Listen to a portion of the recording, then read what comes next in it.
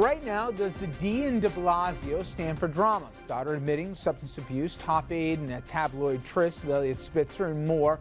Is the incoming mayor, I should say, ready for prime time? We'll discuss. And then, New Jersey's big bully. Time sideswipes Chris Christie's reputation on Christmas, no less, and it paints a picture of a governor who goes overboard against enemies. Is this just how leaders lead? And what will this mean here for his 2016 chances? And later, the Duck Dynasty nobody's talking about. Not what Phil Robertson said, but the division in America that in maybe an inadvertent way put into the limelight here. America's cultural divide, why it's so big, and how, if we can, fix it. That's all tonight. Good evening, everybody, and welcome to RFL. I'm Richard French, and thank you so much for joining us this Thursday evening, December 26th. And we begin with Bill de Blasio. He won't even become the mayor of New York for another 6 days, but recent headlines, they got a lot of people asking if we're in for 4 years of drama or at least difference at Gracie Mansion.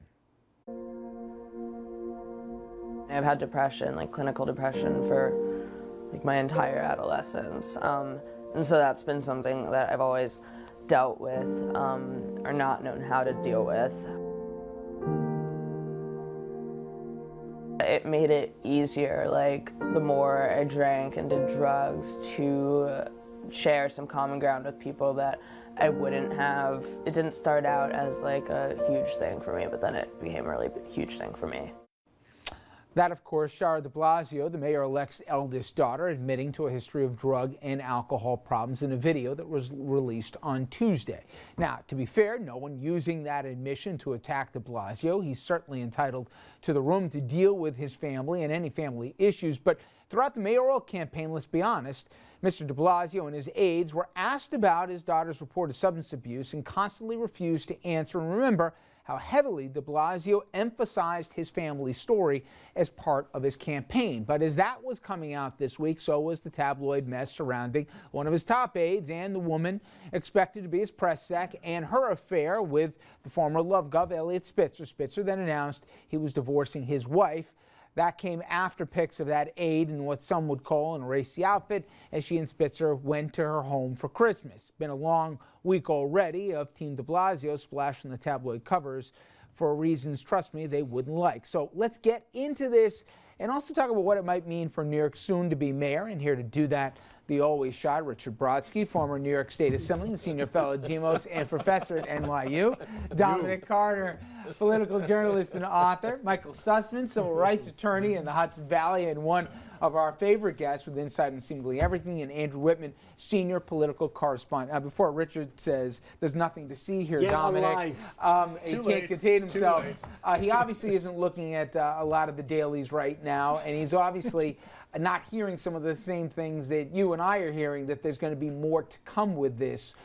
In a funny way, do you get a sense at all that this administration, I got like the little Patterson vibe in my head, that are they ready for prime time? Wow, that's a great question. The way it looks right now, no. Absolutely not. To be honest with you, he was never properly, fully vetted by the media because he was a long shot, that is Mr. de Blasio. He was a long shot at best. It was the belief that either Christine Quinn or Bill Thompson would emerge from the Democratic primary. So thus, Mr. de Blasio wins, but there are all types of rumors out there going on amongst reporters that are being investigated. And so like, for example, the day before the daughter story broke, we talked about it off air on the set. Yeah. I mean, so these are all open secrets. And when you make your family part of your campaign stump, it's great when it works, but you got to live with it when it's not so great. That's the only truth in this whole mess, that the de Blasio family voluntarily entered the spotlight. They can't complain when it comes back to them.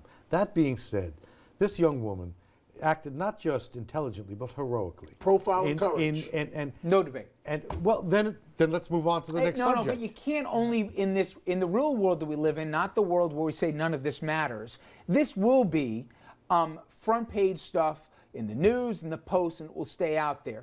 And the point that you acknowledge but want to move past is Chris Smith, who from New York Magazine, I think is one of the better political journalists in New York. he asked during the campaign to de Blasio, he goes, you know you're putting your family front and center here. And he goes, well, that's who we are.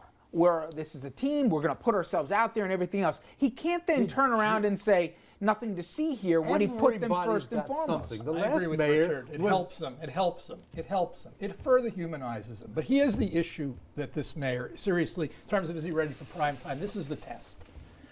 And Cuomo wants to be president of the United States. We all know that. De Blasio has a card to play here. The card to play is he goes to Cuomo and says, I need a tax, a surcharge tax on people earning over $500,000 a year to fund pre-K, universal pre-K. Are you going to support that, Mr. Cuomo?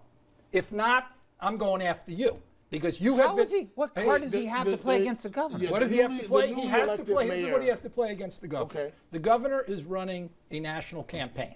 He's running a national campaign.